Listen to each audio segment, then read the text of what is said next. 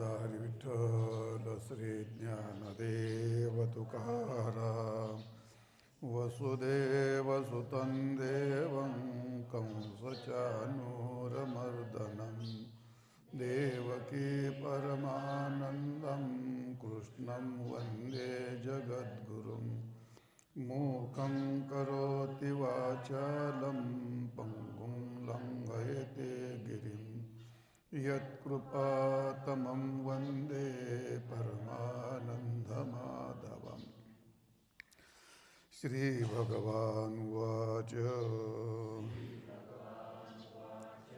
अभयं सत्त्वसंशुद्धिर्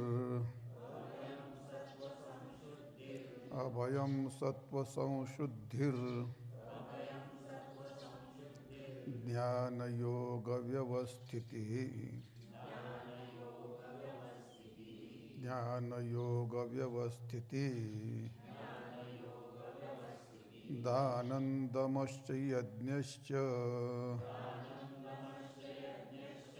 दानन्दमश्च यज्ञस्य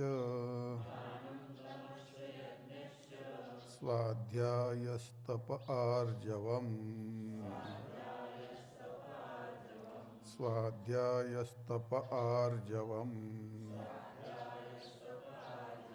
अभयं सत्त्वसंशुद्धिर्ज्ञानयोगव्यवस्थितिः दानन्दमश्च यज्ञस्य स्वाध्यायस्तप आर्जवम्।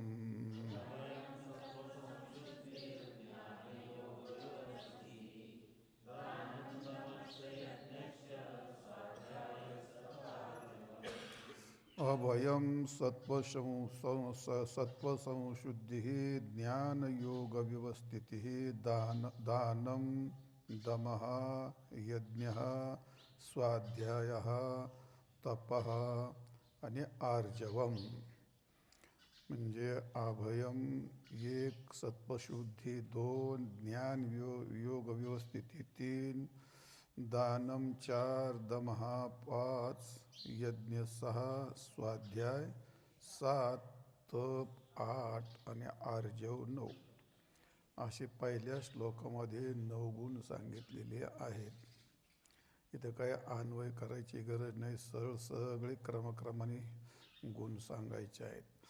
तर हा आज आपल्या 16व्या अध्यायाला प्रारंभ होत आहे आणि 16वा आणि 17वा हे 2 अध्याय हे काय म्हणतो विशेषतः साधकाकरता सांगितलेले आहेत. परमार्थ करत असताना परमार्थ करण्याकरिता साधकाच्या अंगामध्ये कोणती पात्रता असावी लागते, त्यात किती गुण असावे लागतात, तर ते 2 गुण या ठिकाणी 2 संपत्त्या सांगितल्यात. पहिली सांगितली दैवी संपत्ती आणि दुसरी सांगितली आसुरी संपत्ती. तर आसुरी संपत्ती आपल्या जीवनात प्रवेश करू नये आणि म्हणून आसुरी संपत्तीचं वर्णन केलं. आसुरी संपत्तीचं वर्णन करण्याची काही आवश्यकता नव्हती, तरी भगवंतांनी का वर्णन केलं, तर साधकाला जे धोके आहेत दंभो दर्पोभिमानश क्रोध पारुष्यमेवच हे 6 जे दोष सांगितलेत ते 6 दोष कसे टाळावेत आणि 26 गुण कसे त्याच्या अंगात असावेत अशा 2 संपत्त्या या ठिकाणी सांगितल्यात. तर दैवी संपत्ती हे 26 गुण सांगितलेत आणि आसुरी संपत्ती हे फक्त 6 सांगितलेत. तरीसुद्धा 26 गुणापेक्षा ते 6 दोष आहेत इतके प्रबल असतात. प्रयत्न करून सुद्धा 26 गुण आपल्या स्वाधीन होत नाहीत आणि प्रयत्न न करताही जे बिचारेचे 6 दोष आहेत ते आपल्या दारात दत्तक म्हणून न विचारता न पाचारता ते आपल्या दारात येऊन उभे राहतात म्हणण्यापेक्षा त्या आपल्या पिंडातच आहेत. म्हणजे 6 दोष काढायचेत आणि 26 गुण त्याच्यामध्ये आपल्याला मिळवायचे. ते 26 पैकी एखादी 2 जरी असले तरी बरं, यातला एकही गुण नसताना सुद्धा आम्ही पारमार्थिक आहोत, आम्ही परमार्थ करतो असं जे आपल्याला वाटतं, तर आपल्यात जे काही असतात काही व्यक्तीच्या पूर्वपुण्याने यातले बरेच गुण त्याच्या अंगभूत असतात, आणि जे नाहीत तर त्या अभ्यासाने प्रयत्नाने आपण ते मिळवावेत याकरता भगवंतांनी हे 26 गुण या ठिकाणी आपल्याला 3 श्लोकामध्ये सांगितलेले आहेत की ज्या परमार्थाकरता ज्याची अत्यंत गरज असते. आणि म्हणून बऱ्याच वेळा काय होतं, जसा एखादा शेतकरी असतो, शेतीची मशागत न करिताही त्याच्यात पेरतो आणि मग त्याच्या पिकाचं काय होतं हे सांगायची गरज नाही. मग तशीच गोष्ट असते. प्रत्येक गोष्ट जर शेतीची उत्तम प्रकारची मशागत केली, उत्तम प्रकारचं बी पेरलं तर त्याला त्याचं पिकही चांगलं त्याच्या पदरात पडतं. परमार्थाची तशीच गोष्ट असते. भूमी शुद्ध झाली तर त्यात पीक उत्पन्न येतं. अंतःकरण भूमी शुद्ध झाली तर त्याच्यामध्ये ज्ञान राहतं. त्याच्याशिवाय त्या ज्ञान काय म्हणतो ज्ञान राहत नाही किंवा त्याला भक्तीही करता येत नाही. का? हे दोष आहे ते भक्तीला दूषित करतात, भक्तीला खंडित करतात, भावनेला खंडित करतात आणि ज्ञानाला प्रतिबंध करतात. आणि म्हणून पार्श्वभूमी तयार न होताही आपण परमार्थ करायला सुरुवात करतो. आणि परमार्थ करत असताना जेवढं केलं तेवढं सगळं आपलं काय होतं, त्याचं काय वायात जात नाही म्हणा, पण पाहिजे तेवढं फल देत नाही ते, असं होतो भाग. आणि मग अशा 2 प्रकारच्या संपत्त्या सांगितल्या. तर पहिल्या श्लोकामध्ये भगवंतांनी साधका करता हे आपल्याला इथं किती गुण सांगितले, ते 9 ह्या श्लोकात 9 सांगितले ना. 9 गुण सांगितले. तर त्याचं क्रमाने वर्णन करायचं आहे. तर या ठिकाणी ते 9 गुण आहेत. ते एकाला एकाची गरज असते, एकाला एकाची गरज असते. एक गुण असला दुसरा नसला तर तसं होत नाही. एकाला एकाची गरज असते. आणि म्हणून पहिला शब्द घातलेला आहे अभयम, सत्वशुद्धी. अभय आणि भय ह्या 2 गोष्टी, त्याला काय म्हणतो, एका नाण्याच्या जशा 2 बाजू असतात त्याचप्रमाणे जसा अंधकार आणि प्रकाश तशीच गोष्ट असते भय आणि अभय. बऱ्याच वेळा आपल्याला भयाची गोष्ट परिचित असते आणि भय निवर्तन करण्याच्या बाबतीमध्ये आपण प्रयत्नशील असतो. पण अभय होणं गरजेचं असतं की भय निवारण करणं गरजेचं हेच आपल्याला कळायला नसतं. आपण भय भय निवृत्ती करण्याकरिता आपण प्रयत्न करतो. जरी भय दूर झालं तरी आपण अभय बनतो अशातला भाग नाही. तर अभय बनणं काय असतं आणि भय बनणं काय असतं. तर पहिली गोष्ट भय सांगितलं तर अभय कळेल. आधी भयाची गोष्ट सांगतो, नंतर अभयाची गोष्ट सांगतो. तर भय ही गोष्ट काय असते, कोणती भीती ही संयोगातही असते आणि ती वियोगातही असते. काहींचा संयोग भीतीदायक आहे आणि काहींचा वियोग भीतीदायक आहे. कसा काय असतो तो म्हणले, तो इष्टाचा जो वियोग आहे, इष्टाचा वियोग आहे तो अत्यंत भीतीदायक असतो माणसाला. इष्ट काय काय असतं, आपल्या अनुभवातले 16वा अध्याय म्हणजे सगळा आपला अनुभव सांगितलेला आहे. माणसाच्या जीवनामध्ये, मानवी जीवनामध्ये जीवन जगण्याकरता ज्या ज्या इष्ट गोष्टी असतात, अपेक्षित असतात, त्या आपल्या जीवनामध्ये असतात. प्रापंचिक जीवनामध्ये तर आपण नेहमी सांगतो 4 गोष्टी असतात. पत्नी असते, मुलगा असतो, संपत्ती, प्रतिष्ठा आणि 5वा सगळ्यात महत्त्वाची गोष्ट त्याच्या संबंधित असलेली व्यक्ती, तिचे गुरु असतील किंवा तिचे मित्र असतील. एकूण संपत्तीमध्ये सगळे त्याचे घरं दारं जमीन जुमला पशु हे सगळे आले संपत्तीमध्ये त्याच्यावर. आणि प्रतिष्ठेची गोष्ट असते. तर या ज्या गोष्टी आहेत त्या आता आपण किती घेतल्यात, फक्त 5 घेतल्यात, त्याच्या अंतर्गत सगळ्या येत्या. जी गोष्ट इष्ट आहे, आता यातली काय इष्ट नाही आपल्याला, पत्नी इष्ट नाही का, मुलगा इष्ट नाही का, संपत्तीने इष्ट नाही का, आहे एखादा मित्र इष्ट नाही का, आहे. पण एखादी यातली गोष्ट जर याचा वियोग झाला, वियोग व्हायच्या आधीच वियोग होण्याच्या मार्गावर जर असेल तर तो इतका भीतीच्या छायेत जातो. तो मुलगा असतो, तो आजारी पडला, एकुलता एक असतो. आता तो काय एवढे प्रयत्न करून तो काय वाचत नाही असं ज्या काळात अजून वियोग व्हायचा आहे. तर वियोगाच्या पार्श्वभूमीवरतीच आपण इतकं भीतीमध्ये जाऊन जातो. मग आता कोणती एखादी तुमचे गुरु असतात, पत्नी असते, मुलगा असतो, संपत्ती असते, प्रतिष्ठेला धक्का लागल्यानंतर मनुष्य प्रतिष्ठेपायी प्रतिष्ठा धक्का लागली म्हणून माणसं फाशी घेऊन मरतात. माणसं एखादी मुलगी एखादा काय म्हणतो आपण त्याला, म्हणजे खानदानीचं घराणं असतं, मानमान्याला घराणं नसतं, आणि जर ती एखादी मुलगी निघून गेली तर बरेच असं आपण पाहतो, पेपरमध्ये ऐकतो, तो बाप बिचारा घराच्या बाहेरच निघत, त्याला त्याचं प्रेतच बाहेर काढतात. काय ते भयात, म्हणजे त्याला काय म्हणतो, हे भयाचंच कारण आहे ना ते. म्हणजे एक इष्टाचा योग झाला. मग कोणत्या इष्ट व्यक्तीचा आणि वस्तूचा, इष्ट वस्तू काय आहे, संपत्ती इष्ट वस्तू आहे, धन आहे, पैसा आहे, हे इष्ट चोरी झाली म्हणा, याचा वियोग झाल्याबरोबर तर काय होतं, तो भयाच्या छायेत जातो. म्हणजे वस्तू गेल्याने भय नाही, तर त्याच्या वियोगाचा जे त्याच्या मनावरती परिणाम होतो तर त्याचं नाव भय असतं. वस्तूचा वियोग म्हणजे त्या होणाऱ्या मनाची जी अवस्था असते त्याचं नाव भय असतं. काय म्हणायचं आहे तुमच्या लक्षात आलं, इष्टाचा वियोग हा भयाला जन्म देणारा असतो.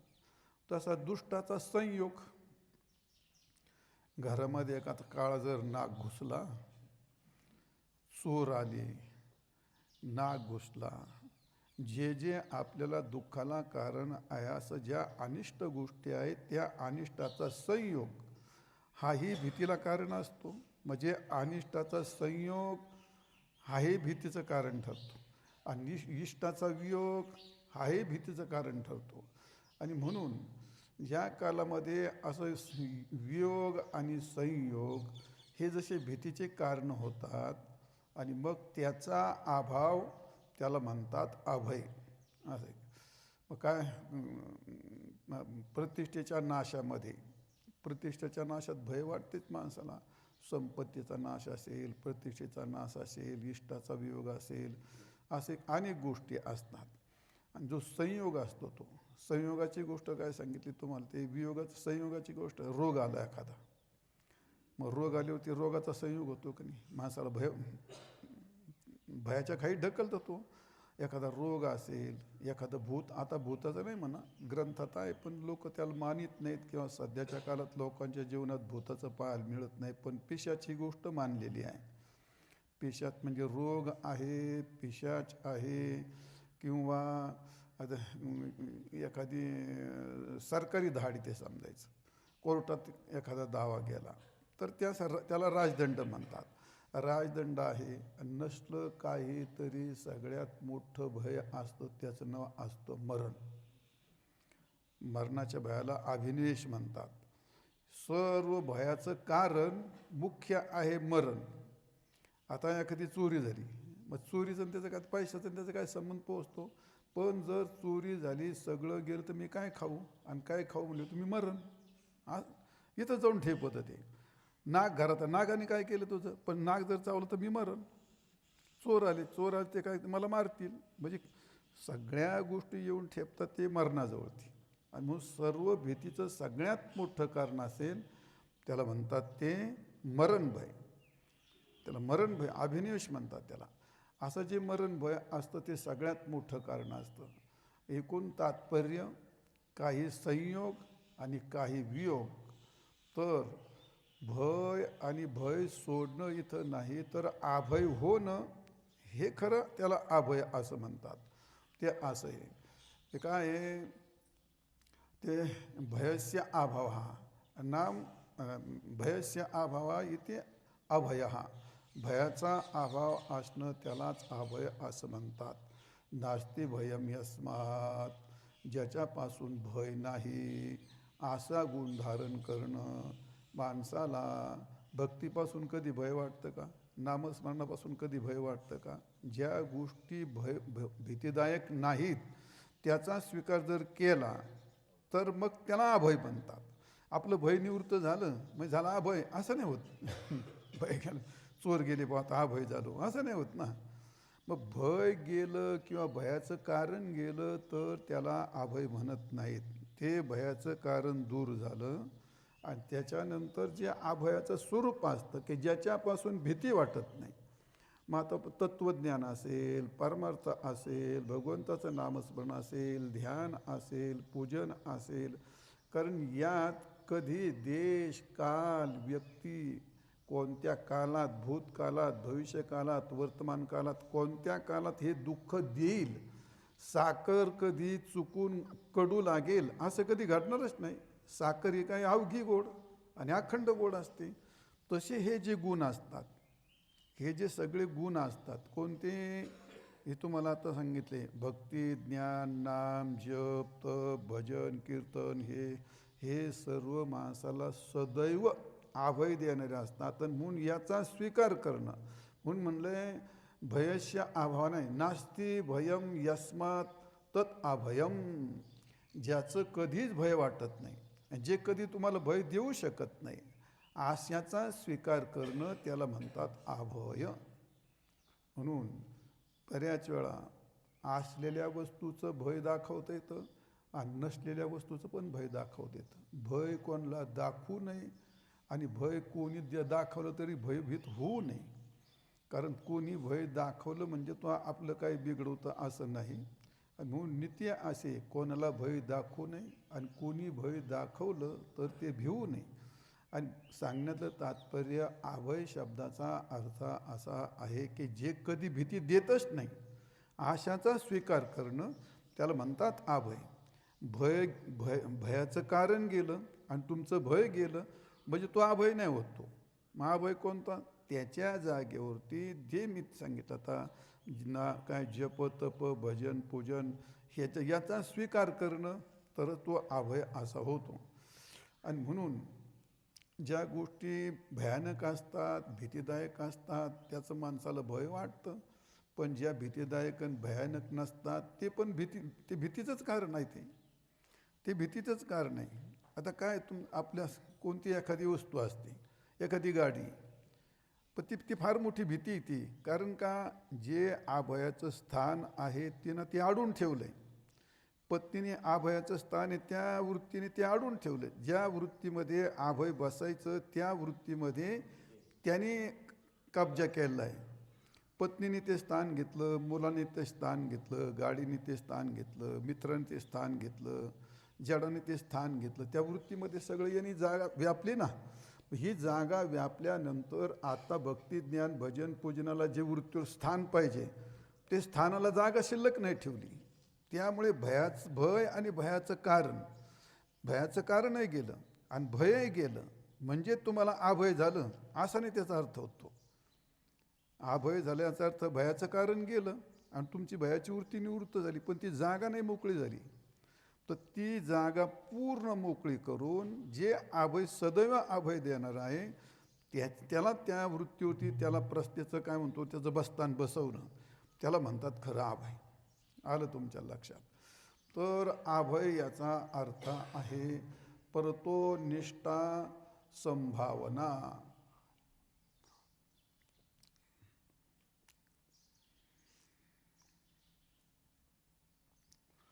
म्हणजे परतानिष्ठ संभावना, दुसऱ्याकून जी होणारी गोष्ट असते परता अनिष्ट असते.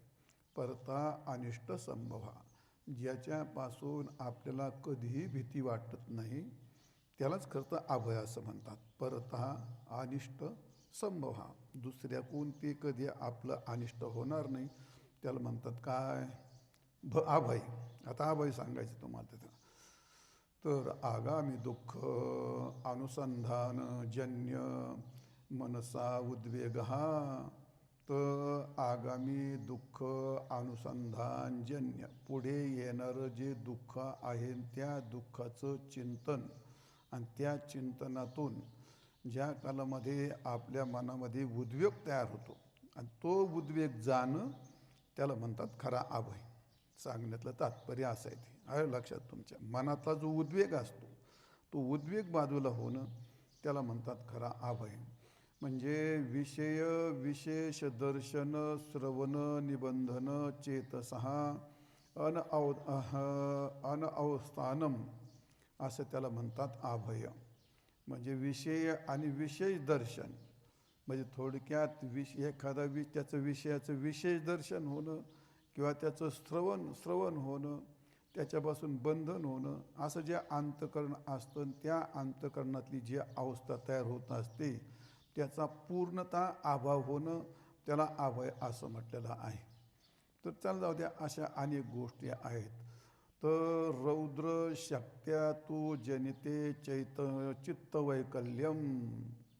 तर रौद्र म्हणजे रुद्र शक्ती, कोणत्याही वस्तूची भीती वाटत नाही. तो त्यातला जो उद्रेक असतो, तो त्या उद्रेकाने आपल्या चित्तात वैकल्य तयार होतं, म्हणजे विकलता तयार होत असते. आता एखादा साप असला म्हणजे काय, सर्प असला, सर्पाची भीती वाटते का? नाही. मग त्या कापडाचा सर्प असला, वादीचा सर्प असला, चित्राचा सर्प असला, चोराचं चित्र असलं, मग चोराच्या चित्राची भीती वाटते काय? कारण त्यात रौद्र शक्ती नाही. त्यात रौद्र शक्ती नाही म्हणजे काय, त्यात काय क्रोध होऊन त्याचा स्फोट होईल असं काही होत नाही.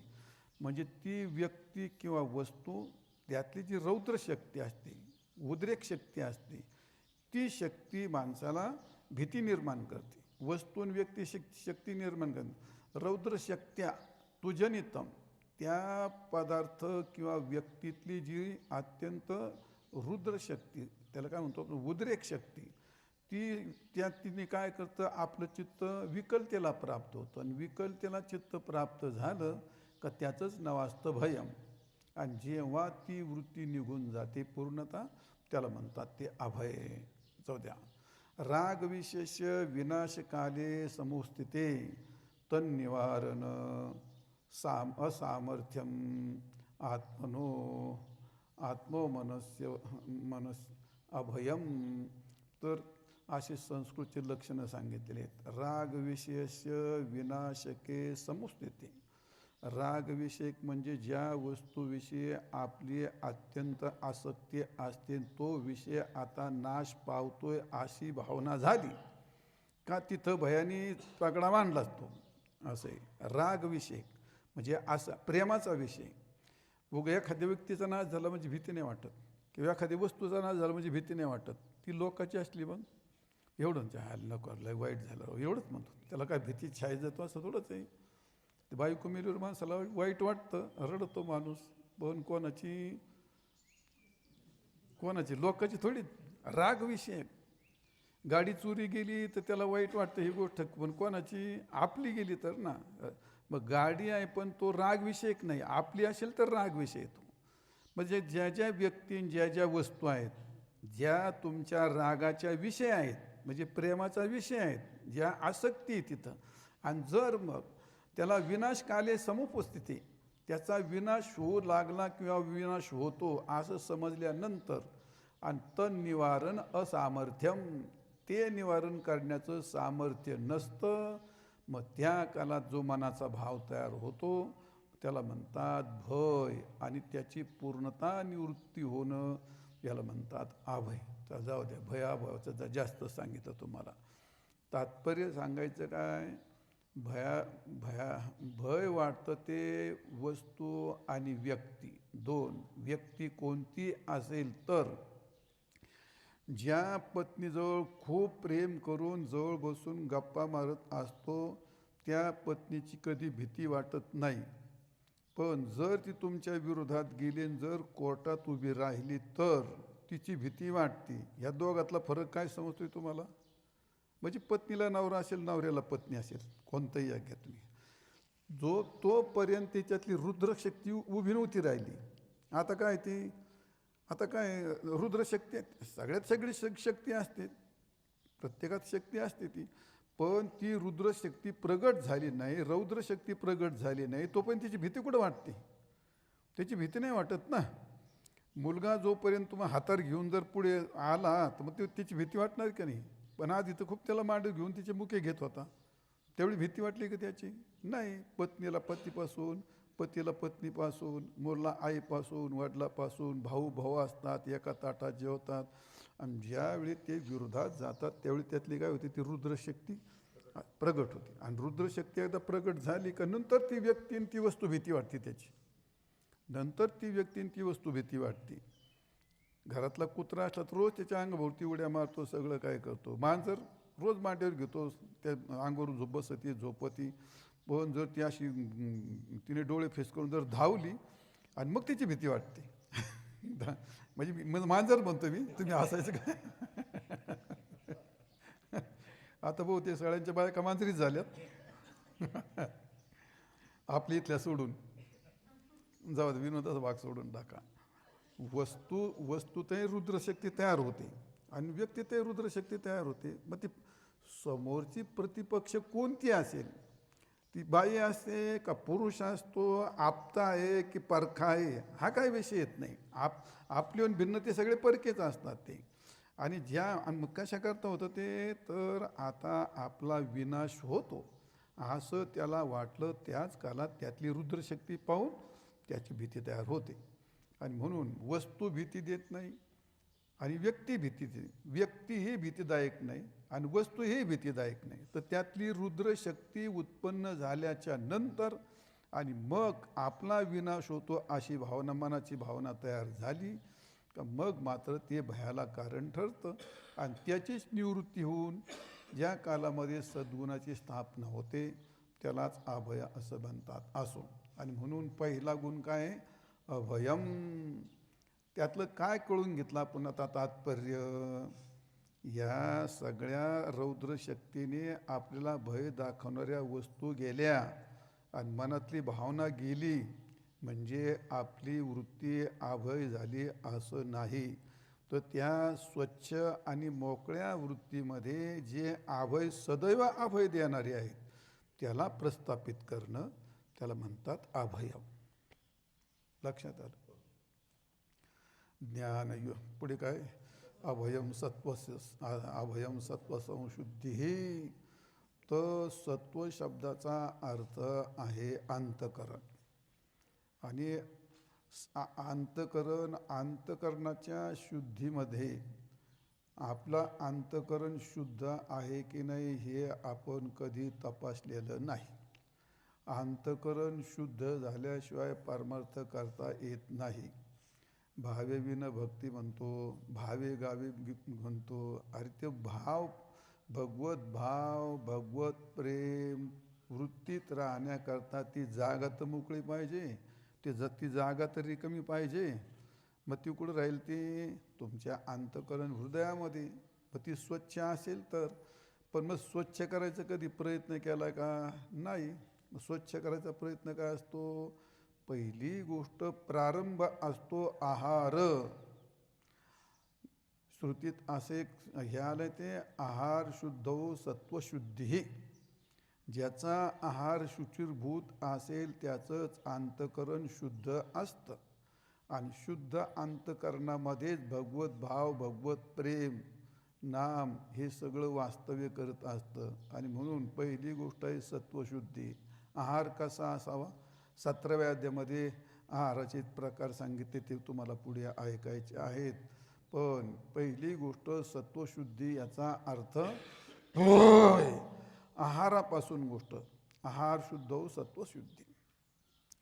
सत शब्दाचा अर्थ आहे परमात्मा आणि त्याला तो शब्द जोडला का मग त्याला म्हणतात सत्व म्हणजे अंतकरण.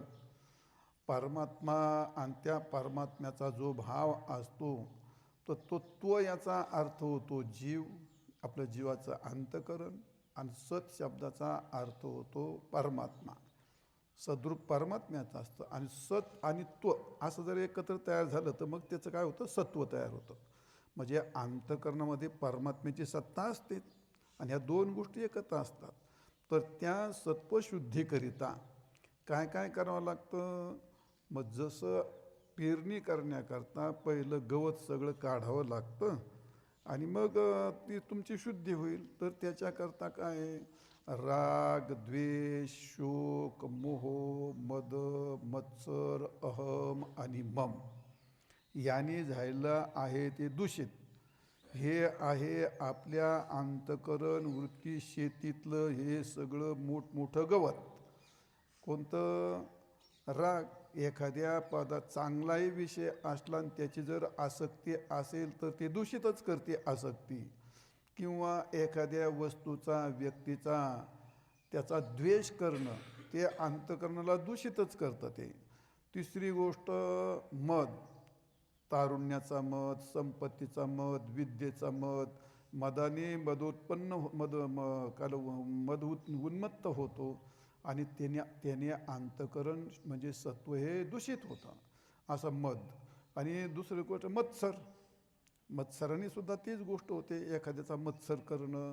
आणि ह्याच्याकरता काही क्लास नाहीत, ह्याच्याकरता काही शिक्षण नाही, ते स्वभावताच असतं. ते तसं शोक असतो. बरीच माणसं त्याचं बरंच आयुष्य शोकात घालतात, काहीच कारण नसतं. कायच अरे अरे अरे काय करावं राव आता, काय काही घेणं नाही देणं नाही, काय करावं, पावसाचे आहे ना, कसे दिवस जातील, काय घालावं लेकरा बाळाला, मध्ये काय 12 तास शोकात बुडायला. तर होईल तसं होईल, तू तरी त्यांचं काय, ते आज्ञानच तेवढं असायचं, आज्ञानच तेवढं. आमच्या वडिलांना ते असं जायला पावसाचे आहे ना, काय करावं आता, नाहीच पाऊसच नाही आला तर काय खावं, काय आता काय करावं, काय लेकर बाळाला काय घालावं, ते आपलं त्यांचं म्हणायचं ते असं. पण मग ते बरं तुम्ही नाही नाही म्हणले होणार काय त्याच्यात. मग अशी खूप माणसं शोकात जास्त आयुष्य घालतात. आणि मग त्या शोकाने ते एवढं होत नाही. ते जितका शोक त्याच्यावर ठेवला तितका अंतःकरण दूषित होतं. ते सत्वशुद्धी राहत नाही. आपल्या असं ती गंमत आहे, ते जर शोकात अंतःकरण जितकं ठेवलं ते तसा शोक गप बसत नाही, त्याचं द्वेष गप बसत नाही, तो त्याचं काम करतो. तो म्हणजे अंतःकरण वृत्तीला जितकं दूषित करा, जितका वेळ आपल्या हृदयात आपल्या अंतःकरणात द्वेष राहील तितक्या वेळ तो त्याचं काम करीत राहतो.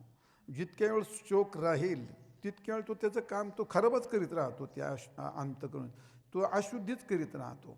आणि म्हणून शोक असला आणि मोह जरी आला, शोक असला आणि मोह जरी असला, ह्या दोन्ही गोष्टी विरुद्ध आहेत. मोह म्हणजे खूप चांगलं प्रेम असं वाटतं, पण ते दूषितच करतं. आणि म्हणून शोक असू दे नाही तर मोह असू द्या, तो मद असू द्या किंवा मत्सर असू द्या, आणि काहीही नसलं तरी न दिसणारा सगळ्यात मोठा शत्रू म्हणजे त्याला म्हणतात अहंता. अहंकार हा आपलं अंतःकरण फार दूषित करत असतो, अहंकार. आणि त्याच्या जोडीला ममता. हो म्हटलं तरी नाही म्हटलं तरी न कळत कळत ती गोष्ट आपल्या सर्वांच्या आपल्या सर्वांच्या वृत्तीत दडून बसलेली आहे. ती कुठं कशी काढावी ती. जरी सगळं सोडलं माझ्यासारख्या संन्याशानी, तो देवाला तर माझं म्हणून, देवाला तर मी कीर्तनकार, मी भजन करतो, मी महाराज आहे, मी वारकरी, ते मी सोडील कुठं. ते अहंता जी येते, मग ते अहंकार तिथं खूप सगळ्याचं मूळ कारण त्याचे ते अहंकार. आणि जिथं अहंता आल्याच्या नंतर तिथं जिथं प्रकाश आहे त्यानंतर अंधकार हा ठरलेलाच असतो. तसं अहंता म्हटलं का त्याला जोडीला ममता ही येतेच. म्हटला का तो कशाला तरी मम म्हणतोच, तो हे माझं म्हणतो, सहज म्हणतो.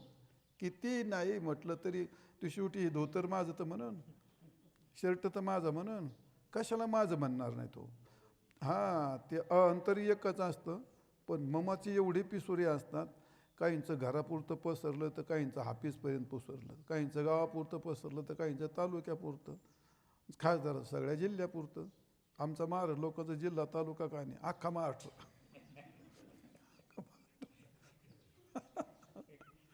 का रेचे घोडे सगळे लंगडी आहेत.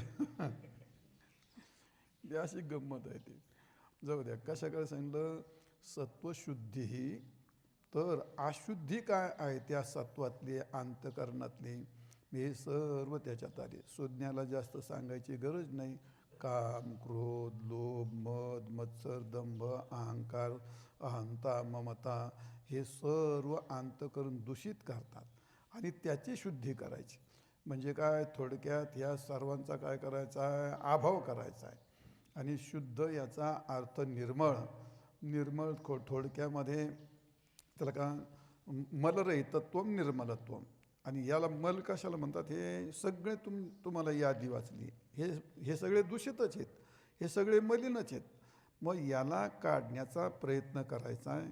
आणि काढण्याचा प्रयत्न केला का त्यालाच काय म्हणतात ते सत्वशुद्धी.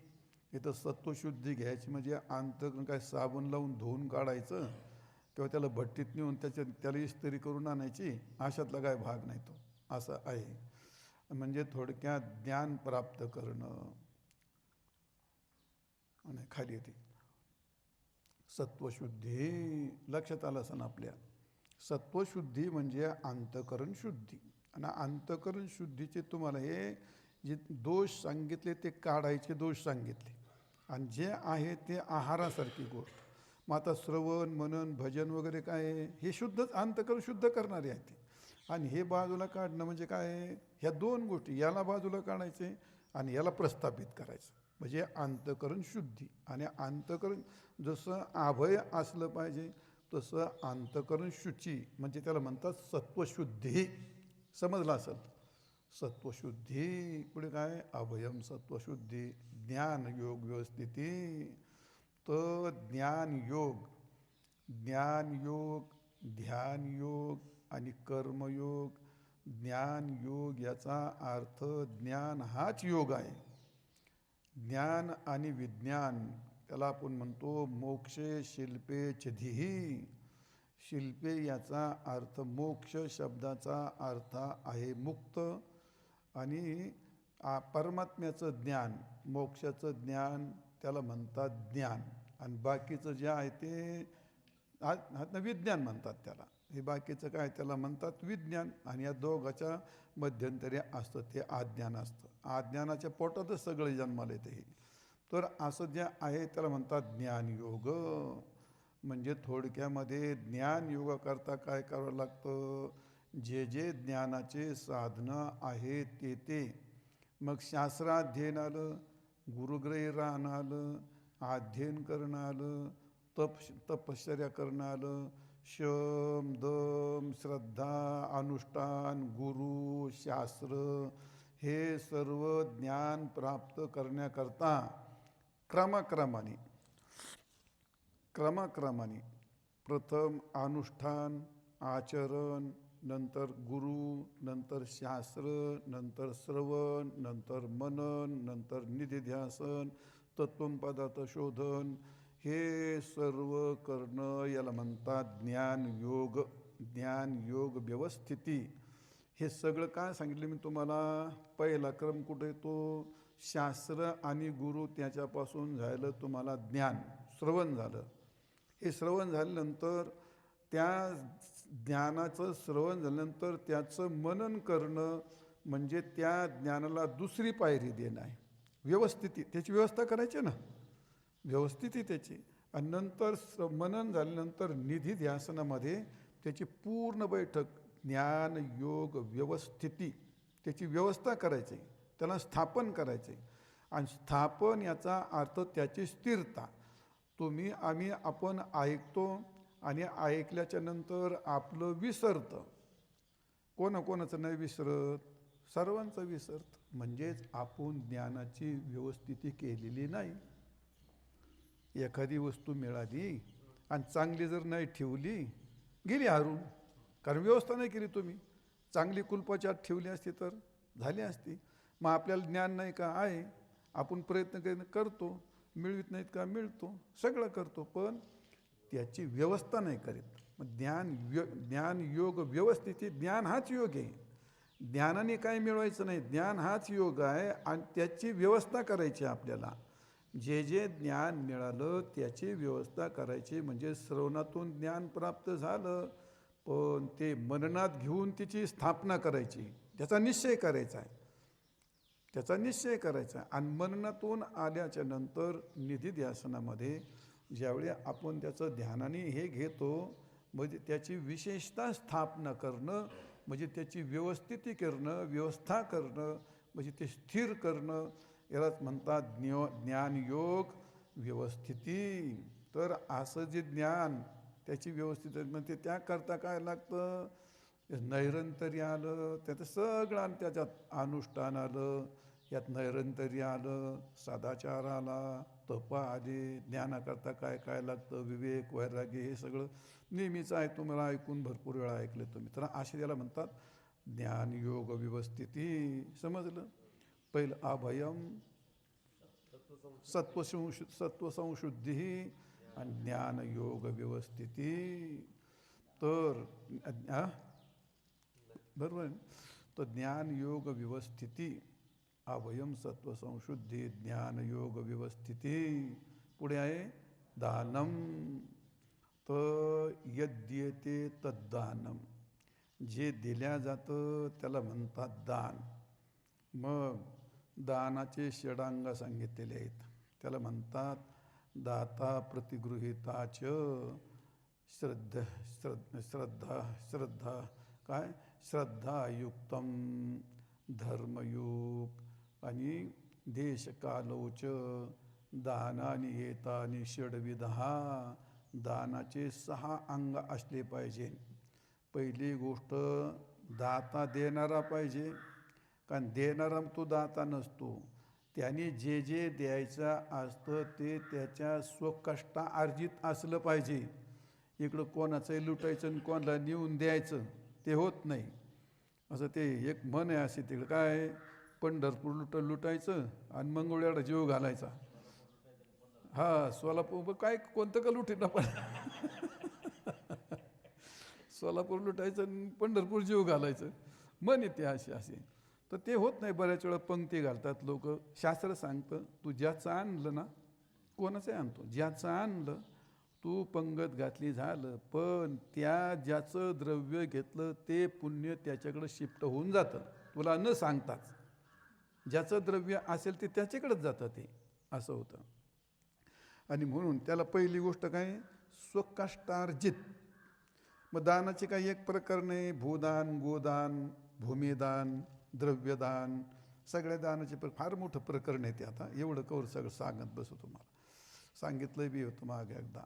तर त्याकरता काय लागतं, ते दान करण्याकरता पहिली गोष्ट दाता, तो दाता केव्हा ठरतो, तो स्वकष्टार्जित असेल, स्वत्व काढून दुसऱ्या त्याला काय प्रतिग्रह त्याचं काय परसत्व प्रस्थापित करीत असेल. हे माझं नाही, हे सगळं तुझं आहे. मग पहिला तो दाता तयार व्हावा लागतो. त्याच्या ठिकाणी ते दातृत्व शास्त्रयुक्त सिद्ध व्हावं लागतं. तसा प्रतिग्रहिता कोणलाही दिलेलं दान नाही होत ना. ते कोणलाही दिलेलं दान होत नाही. एकाने त्या कोळ्याला चारण्याचं दान केलं आणि त्याने त्याला त्याची गरिबी होती, तो चारणे घेऊन गेला बाजारात, त्याने दोर आणला नायलनचा आणि जाळं विणलं. आयुष्यभर त्याने मासे धरली.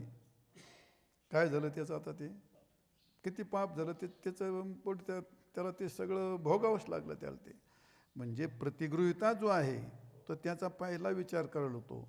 देव, ब्राह्मण, संन्यासी, त्यागी हे जे शोधले जातात पात्र, आणि म्हणून पात्र दाता प्रतिगृहिताच. प्रतिगृहिता कसा आहे ते सुद्धा एक महत्त्वाचं सांगितलेलं आहे. 2 म्हणजे दात्याची योग्यता सांगितली, प्रतिगृहितेची योग्यता सांगितली, आणि तिसरी श्रद्धायुक्तम देयत. तुम्ही मुदंड काय दिलं, आता काय घातली पंगत, बसली, आली, घ्या, सगळ्यांना भात वरून वाढलं का, तूप वाढलं का, लाडू वाढले का, हा वाढा, बसा, कुंडली घ्या. पाहिलं तर तुमच्या बापाने असं कधी खा, काही लाजू बिजू काय नका.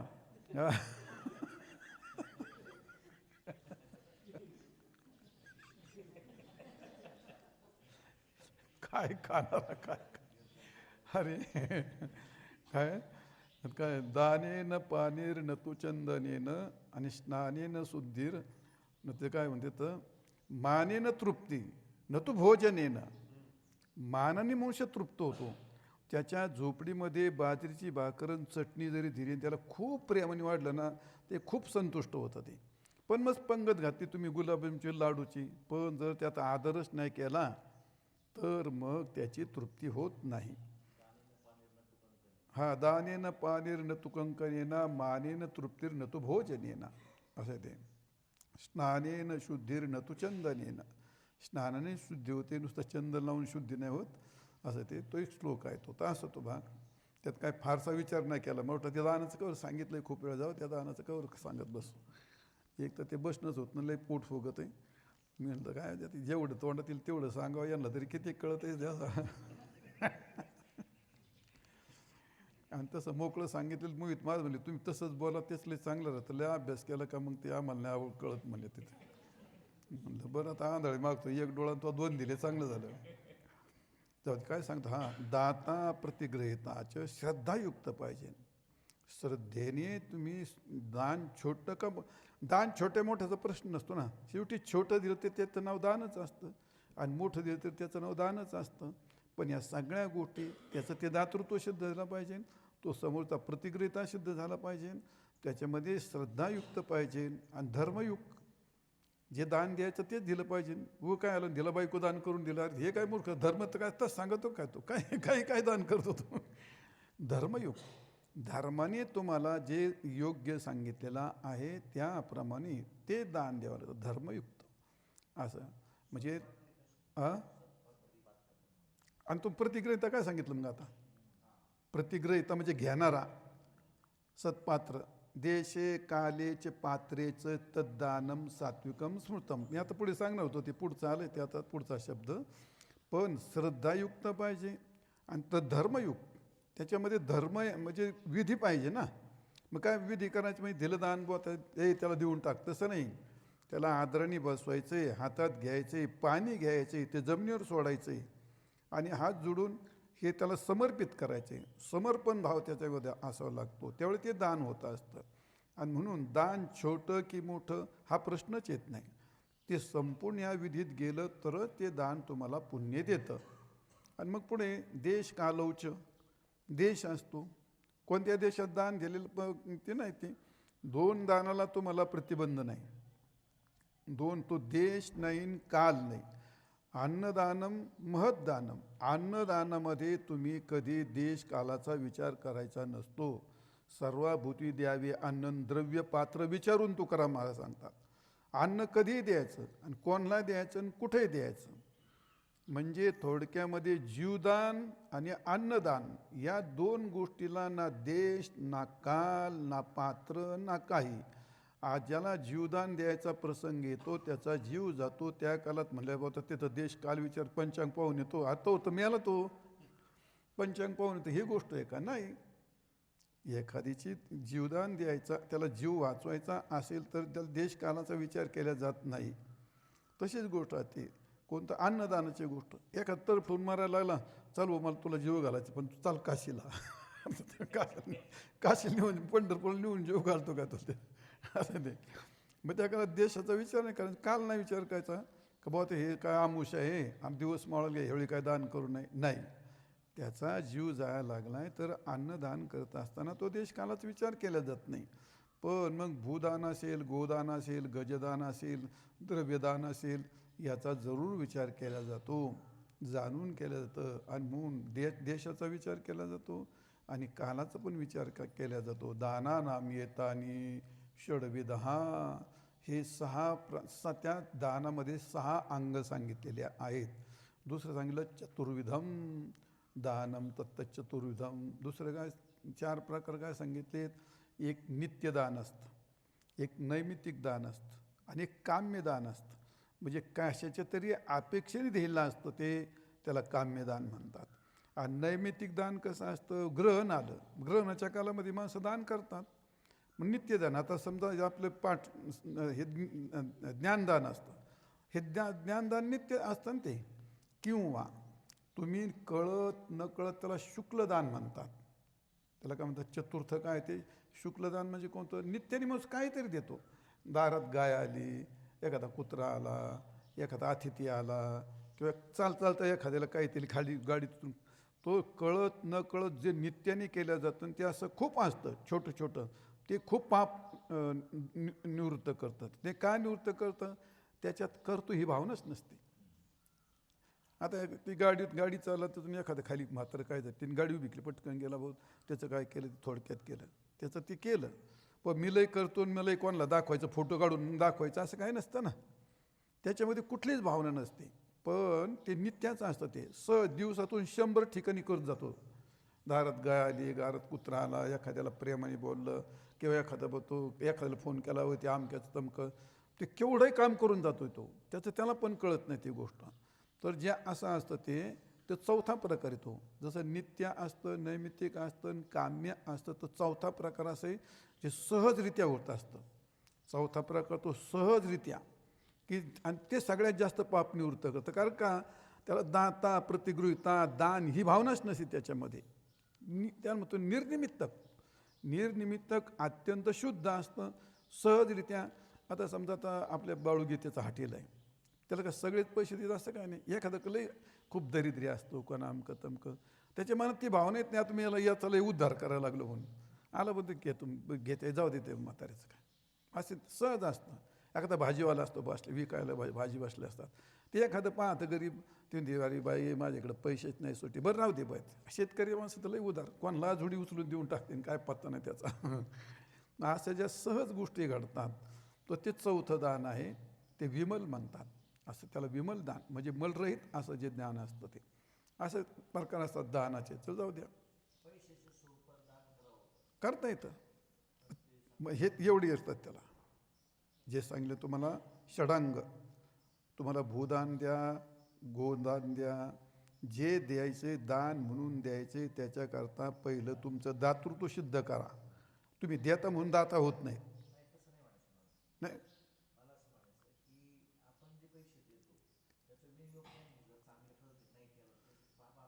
मग तुम्ही प्रतिग्रहिता मग आत्तापर्यंत काय ऐकलं? प्रतिग्रहिता शोधा ना. तो नेमकं त्याचा त्या द्रव्याचा उपयोग काय होईल हा नाही. पण आपण ते जाणून, आता एखादं मंदिर चाललं, आता मंदिरात गेलं तर आपल्याला दिसते ढळळीत मंदिर चाललंय. आता एखादा आश्रम आहे, आता आपल्याला दिसतं बघ त्याच्या हे सत्कार्य आहे, मग आता याच्यात काय थोडी दारू पिणार आहेत. नाही, भिकाऱ्याला दान, मग दान नाही, भिकाऱ्याला दान द्यायचंच नाही. सांगितलं भिकाऱ्याला अन्न द्यायचं आहे ना. अन्न द्या, त्याला वस्त्र द्या, त्याला निवारा द्या, त्याच्या जीवनाची गरज आहे ते करा. मग त्याला पैसे द्या, त्याला कशाला लागतात पैसे? तुला मला औषध घ्यायचं, औषध घेऊन द्या. त्याला जो पैसे दिले आणि तू जाऊन 10 रुपयाला मग काय करणार तुम्ही? पापच लागतं ते, पापच. द्रव्य द्यायचं आणि तुम्हाला, मी तीच तुम्हाला यादी सांगितली. गोदान असू दे, भूदान असू दे, गजदान असू दे, द्रव्यदान असू दे, ज्या वस्तू द्यायच्या त्या वस्तू दानामध्ये तुम्हाला प्रतिग्रहिता शोधलाच पाहिजे, त्याच्याशिवाय काय पर्याय नाही. आणि त्याच्यात पहिली गोष्ट प्रतिग्रहिता शोध. तसं दाता तुम्ही पहिली दाता असली, तुम्ही घेतली इकडच्या हाताने दिली तिकडच्या हाताने, त्याला दान नाही मत नाही. तर काय मदत आपल्या त्याला दानाचं तुम्ही काय हे सांगू नका. तुमच्या कष्टार्जित आणि तुम्हाला ते आता द्यायचे दान म्हणून, त्यावेळी तुमच्यात दातृत्व तयार होतं, त्यावेळी तुम्हाला दातेपणा येतो. देता म्हणून दाता होत नाही. एखादा देता म्हणून तो दाता होत नाही. त्या दातृत्वाकरता ज्या गोष्टी सांगितल्या त्यावेळी त्याच्या ठिकाणी ते दातृत्व तयार होण्याकरता त्या गोष्टी याव्या लागतात. तसं प्रतिग्रहिता जो घेणारा आहे प्रतिग्रहिता, त्याच्यामध्ये जे पाहिजेत गुण ते सांगितलेलं आहे. म्हणून त्याला देव, ब्राह्मण, संन्यासी, साधू ह्या गोष्टी आहेत ना. त्या गरजू काय असेल ते सत्कार्य करणारी माणसं असतात. प्रापंचिक माणसाला दान देता येतं. कारण का, प्रापंचिक माणसंसुद्धा खूप सत्कार्य करतात. मग त्यांनी कुठं समजा गोरक्षण आहे त्याचं किंवा अन्नछत्र आहे त्याचं, हे दिसतंय ना आपल्याला ढळढळीत. मग अशा करत आपण ते देऊ शकतो. ते म्हणून असा प्रतिग्रहिता सांगितलेला आहे. तुम्ही काय विचारलं होतं, गेलो विसरून. चल जाऊ द्या. मग त्यातला पहिली गोष्ट माझेपणा सोडावा लागतो, मीपणा सोडावी लागतो, त्यातली आसक्ती सोडावी लागते. दात्याला हे त्याच्याकडे जसे गोष्ट सांगितलेली आहे, तर तसंच त्या प्रतिग्रहितेकडे सुद्धा ती घेण्याची एक पात्रता असावी लागते. कोणालाही दान देऊन चालत नाही असो तो भाग. म्हणजे त्या मीमांसा सांगितलेल्या आहेत. मी तुम्हाला जे आता प्रवचन केलं कुठलीही, हे पूर्वमीमांसेतलं दान सांगितलं तुम्हाला. आता उत्तरमीमांसेतलं जे दान असतं, तर उत्तरमीमांसेतलं दान ते वेगळं असतं. उत्तरमीमांसा कोणते, थोडक्यात त्याला म्हणतात अवदान. दान शब्दाचा अर्थ आहे अवदान, आणि अवदान याचा अर्थ आहे काटणे. काटणे म्हणजे तोडणे. हे उत्तरमीमांसेतलं दान आहे. उत्तरमीमांसा म्हणजे ज्ञान, त्याला काय म्हणतो. पूर्वमीमांसा म्हणजे कर्मकांड, कर्मयोग, आणि उत्तरमीमांसा म्हणजे ज्ञानयोग. आणि म्हणून दान शब्दाचा अर्थ अवदान, आणि अवदान याचा अर्थ तो काटणे, तोडणे. मग काय तोडणे आणि काय काटणे, तर तुमच्या लक्षात आलं असेल ते. तर त्याकरता आपल्या जे दूषित दोष आहेत त्याचं तोडणं, आणि त्याकरता 3 प्रकारचे दान सांगितलेत. भौतिक दान, आदिदैविक दान आणि आध्यात्मिक दान. तर ज्या ज्या कालामध्ये आपण भौतिक दान करतो त्या कालामध्ये आत्तापर्यंत तुम्हाला जी यादी वाचली ती भौतिक भूतजन्य द्रव्य संपत्ती पशु पक्षी जे असेल त्याला म्हणतात भौतिक दान. आणि आदिदैविक दान आता भगवत प्रित्यर्थ असतो. मंदिराकरता मूर्ती आणायच्यात, भगवंताला वस्त्र आणायचे, जे जे भगवंताकरता आपल्याला करायचा असतो भगवान देव आहे त्या तत्प्रित्यर्थ केला खर्च त्याला म्हणतात ते आदिदैविक दान आहे ते. आणि द्रव्याधिकाचं दान आहे ते आदिभौतिक दान आहे ते. आणि तिसरा आध्यात्मिक दान. याचा अर्थ काय आहे मग तुम्हाला आत्ता सांगितलं ते अवदान आणि काटणे. म्हणजे याचा अर्थ आध्यात्मिक ज्ञान, याचा अर्थ संबंध विच्छेद. हा आपला जो जो संबंध आहे वाईटाचा विच्छेद करणं याला म्हणतात दान. थोडक्यात आपल्या परमार्थाला जे प्रतिबंध करतात आणि याचा विच्छेद करणं यालाच काय म्हणतात अवदान. अवदान म्हणजे काटणी. ही उत्तर मीमांसेचं दान सांगितलं हे तुम्हाला असं आहे. असे म्हणजे आध्यात्मिक.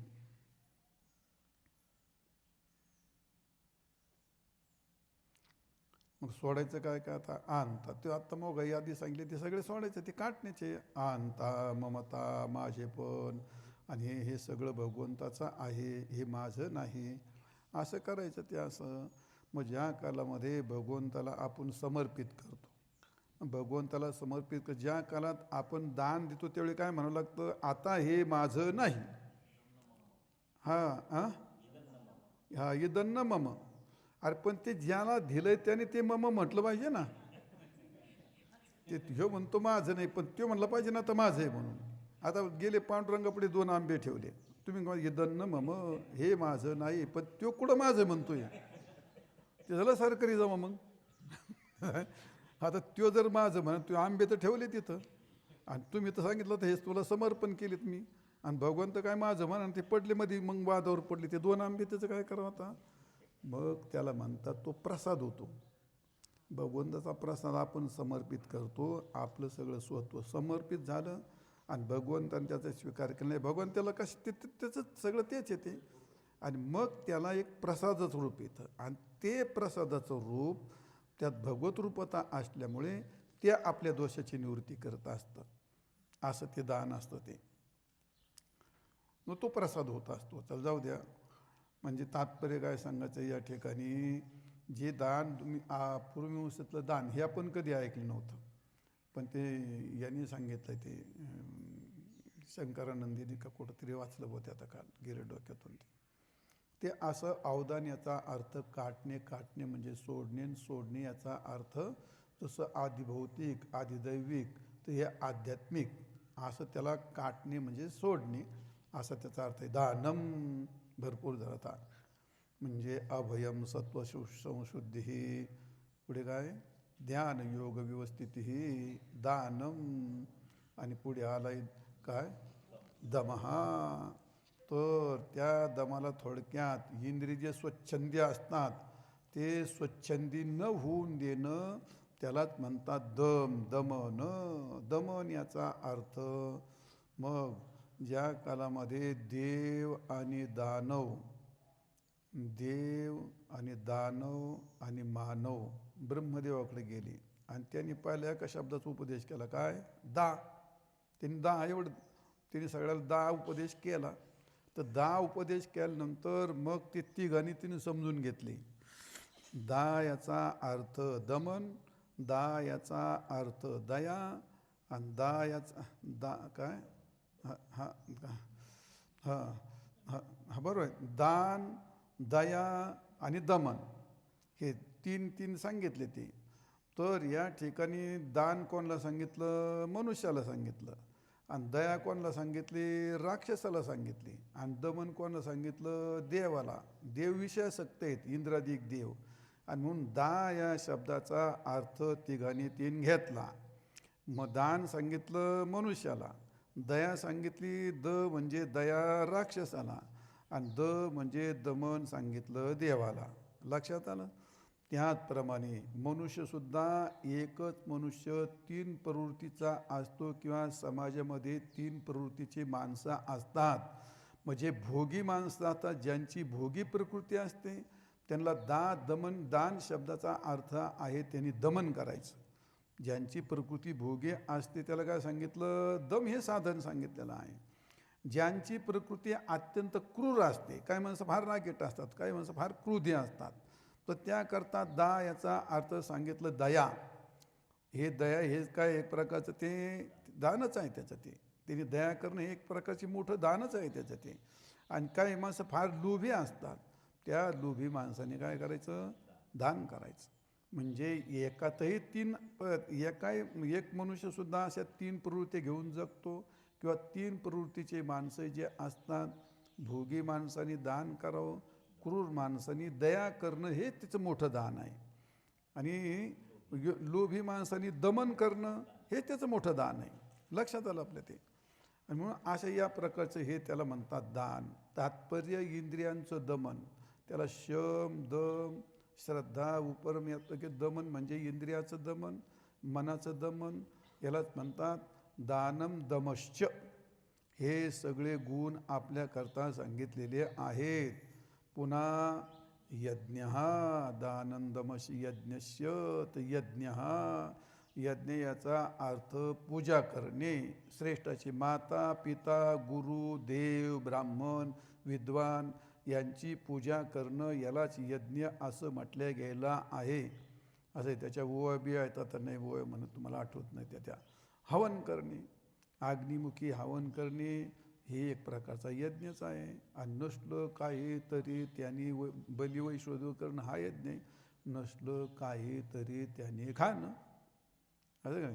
वधीने कवळ घेता नाम घ्या श्रीहरीचे, सहज हवन होते नाम घेता फुकाचे, जीवन करी जीवित्वा अन्न हे पूर्ण ब्रह्म, उदर भरण नो हे जाणीजे यज्ञ कर्म. असा जो यज्ञ कर्म असतो तो यज्ञ कर्म करायचा असतो. यज्ञ करीत असताना प्रकृतीमध्ये निरंतर जळणारी नैसर्गिक प्रक्रिया, या काय म्हणतात ते नैसर्गिक प्रक्रिया, ती यज्ञच असतो. आपला असतो, सगळ्यांचा असतो. पहिली गोष्ट सूर्यप्रकाश देतो म्हणजे तो जळतोच की नाही, त्याचं जीवन जळतंय ना आपल्याकरता, मग तो यज्ञ नाही का तो. ते नैसर्गिक प्रक्रिया, त्याची ते जळणं हे त्याची नैसर्गिक प्रक्रिया आहे. नदी असते ती. यज्ञ करणं म्हणजे तरी काही काही करणं आहे ना. पूजा करणं असेल म्हणजे दुसऱ्याचंच करायचं आहे ना. यज्ञ आहुती, अग्नीत आहुती द्यायची म्हणजे ते स्वतः ते जाळणंच आहे ते. तसं नदी नित्याने वाहते पीडित पापता पोखी तिरीचे पादप, आणि समुद्र जाय आप गंगेचे जैसे. हा नदीचा मोठा यज्ञच असतो. ती अनेक जीवाला जीवदान देते. झाडवदलीला, मग ते काय तिचा यज्ञच असतो तो नित्याने, तिचा नित्याचा यज्ञ आहे तो. पृथ्वीचा हा नित्ययज्ञ आहे. सर्वांचा भार वाहणे, सर्व झाड पोसणे, त्यातून अनेक प्रकारची पिकं येणे आणि त्या पिकातून अनेक जीवाचं पोषण करणे हा पृथ्वीचा नित्ययज्ञ असतो. चंद्र आल्हाद देऊन त्यातल्या अमृताच्या धारात श्रवण होणं, ते अमृत धारात श्रवणं आणि सगळी सस्यादी धान्याचं या ठिकाणी पोषण करणं हा त्याचासुद्धा काय असतो, एक यज्ञच असतो. त्याचप्रमाणे आपले नैसर्गिक जीवन जे काळात आपण दग्ध करतो त्या व्यक्तीचा एक प्रकारचा यज्ञ असतो. मग एखादा मनुष्य असतो, तो फार दुःखी असतो, फार घायाळ झालेला असतो, त्याला जवळ घेतलं, त्याला खूप गोड बोललं, त्याचा कान होतो तो यज्ञकुंड, आणि याचा शब्द होतो तो आहुती. आणि त्या कानामध्ये आहुती देऊन ज्या काला तो थंड होतो त्याला तर बरा आराम मिळतो. तो काय झाला, एक प्रकारचा यज्ञ झाला. औषध देणं, मग औषध देतो त्या कालामध्ये तो धगधगता अग्नी, तो रोगी, आणि जर त्याला पैशाने मदतीने जर औषध दिलं तर तो यज्ञच झाला. हे आपलं जळणंच असतं त्याच्याकरता. औषध देणं, एखाद्याला खूप प्रेम देणं, बिचारा प्रेमातून वंचित असतो, त्याला खूप प्रेम देणं, तर तो सुद्धा एक प्रकारचा काय होतो, त्याचा यज्ञच होत असतो. मग एखाद्याला आपल्या तर महिलांचं आपल्यापेक्षा महिलाकडे जे असतात तर सहज एखाद्याला पाणी देणं, जेवण घालणं हा एक प्रकारचा यज्ञाचा असा असतो. अन्न देणं, पाणी देणं. मग आता पाणी देतो त्या काला तो ताणलेला असतो, म्हणजे तो त्याचा पोटातला अग्नी भडकलेला असतो आणि त्याच्यात पाणी देणं ही एक आहुतीच असते. पोटातला अग्नी भडकणं. स्त्रीला पण यज्ञकुंड म्हटलेलं आहे, भूमीला यज्ञकुंड म्हटलेलं आहे. असे अनेक यज्ञकुंड सांगितलेले आहेत. पाऊस हा आहुतीच ठरलेला आहे असं वर्णन केलेलं आहे ते असो. आणि म्हणून त्याला काय म्हणतात, यज्ञ हा थोडक्यात प्रकृतीमध्ये निरंतर घडणारी प्रक्रिया. आणि सहजरित्या आपण एखाद्याला पाणी आणून देणं ते त्याच्या जीवनातलं ते जळणं आहे, त्याचे ते कष्ट आहेत, त्याचं ते तसे आहेत ते. आणि म्हणून ती त्याला यज्ञाची नित्य प्रक्रिया असं म्हणतात. यज्ञ हा स्वाध्याय शास्त्राध्ययन, त्याला काय म्हणतात, शास्त्र अध्ययन, पराध्ययन, शिकणे आणि शिकवणे, स्वाध्याय करणे. स्वाध्याय म्हणजे आपण त्याला नित्यनेम असं म्हणतो.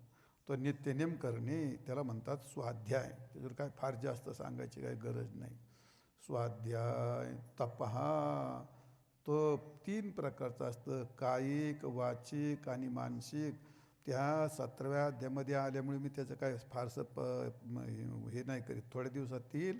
आणि ते 3 प्रकारचे तप सांगितलेले आहेत. तरीसुद्धा परमार्थाकरता काय इंद्रियाची आपण आता उपवास करतो, व्रत करतो, ही शरीराची आटणी, यालाच काय म्हणतात तप. तपतीनाम तपणे. इंद्रिय शरीराची आटणी करणे. कोंडू कोंडू धरीनं जीव आणि देह भावे पूजेन, त्याचं नाव तपच असतं ते. असं आहे. अर्जवम. आणि आर्जव याचा अर्थ काय, आर्जव एक प्रकारची नसली गोष्ट. मग कशी असते, शरीराची असते, वाणीची असते आणि ती मनाची असते. शरीराने क्रिया इतक्या विक्षिप्त केल्या जातात माणसाच्या, त्या पण सरळ नसतात. तो शारीरिक क्रिया कशी असावी, इंद्रियांची क्रिया कशी असावी आणि अंतकरण कसं असावं. तर या ठिकाणी आपले शब्दसुद्धा शब्द खूप वाकडे असतात. नुसते एवढं जरी केलं तर काम भागत आहे, भांडणं सुरू होतात नुसते बस नाही. बरं एवढं जरी म्हटलं तरी लय भडकत आहे काम ते काय वेळेला. मग ते शब्द काय आहेत, सरळ नाहीत. ते शब्द सरळ असावेत, तुम्ही बोलणं सरळ असावं, हाताच्या चालण्याच्या क्रिया ह्या सरळ असाव्यात, इंद्रियातलं पाहणं असेल ते सरळ असावं. त्याला आर्जवता असं म्हणतात. मग कुठं शारीरिक आली, ऐंद्रिक आली, शाब्दिक आली. ह्या सगळ्या खुणी सगळ्यात महत्त्वाचा मुख्य भाग कोणता आहे, अंतकरणातली रुजुता. त्याला म्हणतात अंतकरणाचा सरळपणा, याला म्हणतात आर्जवता. बोलणं खूप सरळ असतं पण आतून खूप वाकडा असतो, त्याचा नाही उपयोग तो. तिन्ही गोष्टी एका रेषेतून ज्यावेळी सरळ होतं त्यावेळी त्याला म्हणतात आर्जवता. तर हे गुण का सांगितले आपल्याला, हे गुण जर प्राप्त झाले तर आपली परमार्थाची वाट सोपी आणि परमात्मा आपल्या जवळ येईल. असे या श्लोकामध्ये किती 9 गुण सांगितलेत. आता उद्याच्या पुढच्या श्लोकामध्ये सांगणार आहे. पुंडलिक वरदा हरी विठ्ठल, श्री ज्ञानदेव तुकाराम, विठाल विठाल विठाल विठाल. पुंडलिक वरदा हरी विठ्ठल, श्री ज्ञानदेव तुकाराम, पंढरीनाथ भगवान की जय.